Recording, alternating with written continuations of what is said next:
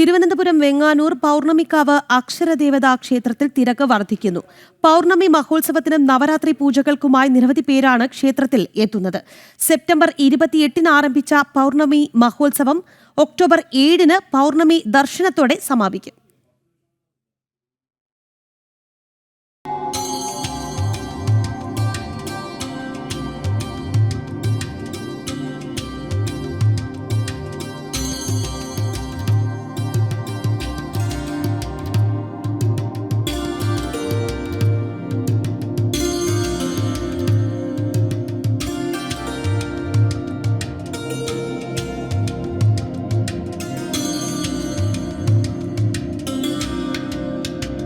ദേശദേശാന്തരങ്ങളിൽ നിന്ന് നിരവധി ഭക്തരാണ് നിത്യവും പൗർണമിക്കാവിലേക്ക് ഒഴുകിയെത്തുന്നത്. പൗർണമി മഹോത്സവവും നവരാത്രി കൂടിയും ആയതോടെ ഭക്തരുടെ ഒഴുക്ക് വർദ്ധിച്ചു. 51 അക്ഷരദേവതയെ പ്രതിഷ്ഠ ചെയ്ത് ആരാധിക്കുന്ന ലോകത്തിലെ തന്നെ ഏക ക്ഷേത്രമാണ് പൗർണമിക്കാവ് അക്ഷരദേവതാ ക്ഷേത്രം. നവരാത്രി ദിനത്തോടനുബന്ധിച്ച് ഭക്തർക്കായി വിപുലമായ സജ്ജീകരണങ്ങളും ഒരുക്കിയിട്ടുണ്ട്. ഒക്ടോബർ 2-ാം തീയതി നടക്കുന്ന വിദ്യാരംഭവും അക്ഷരാരംഭവുമാണ് ഉത്സവത്തിലെ പ്രത്യേകത.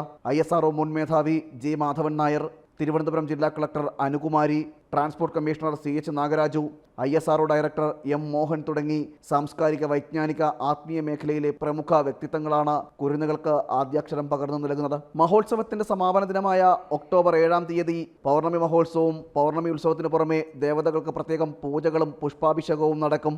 രാവിലെ 4:30-ന് നട തുറക്കുന്നത് മുതൽ രാത്രി 12 മണി വരെ ഭക്തർക്ക് ക്ഷേത്രത്തിൽ ദർശനത്തിനുള്ള സൗകര്യവും ഒരുക്കും. ജനം, തിരുവനന്തപുരം.